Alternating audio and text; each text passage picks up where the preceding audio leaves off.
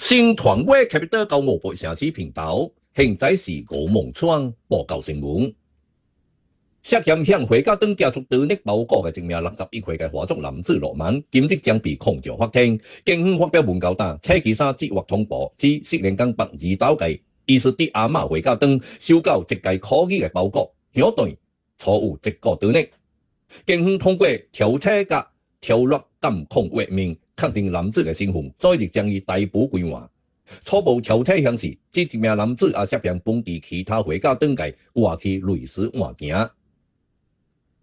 幼兒培育署把將包容社輔助計劃嘅名額從150間增加到600間，這一項試驗計劃嘅研究結果顯示，參與計劃嘅兒童到語言、能力及日常技能方面，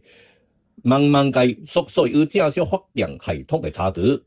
包容社輔助計劃本有發展障礙嘅幼稚到主流幼稚園接受早期融合教育，計劃實踐之後取得良好嘅成效。交通部兼路政部交給政務部長莫仁利表示，政府將通過3大策略，構建一個強大嘅交通系統，包括提升慢慢流回嘅基礎設施，以滿足日益增長嘅人口需求，列經新科技所帶來嘅機遇，以及建設一個專業而且是適應能力有強嘅勞動隊伍。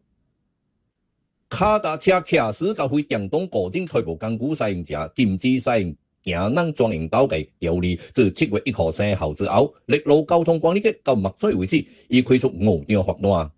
交通部政務部長馬欽慶到國會答覆議員詢問嘅時候答，陸路交通管理局難關是通過定期巡邏，並到公正反饋嘅熱點進行入境罪嘅檢測，發現指出案例。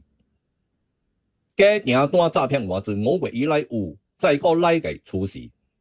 警方到目前為止接獲至少45起這一類嘅報案，其中6起涉及冒充武裝部隊人員。內政部兼社會及家庭發展部政務部長高培明到國會答覆議員詢問嘅時候表示，這一類詐騙嘅手法並未新。到近期發生嘅類似嘅騙案之中，老驚除了冒充武裝部隊人員，也冒充教育機構嘅老師落單。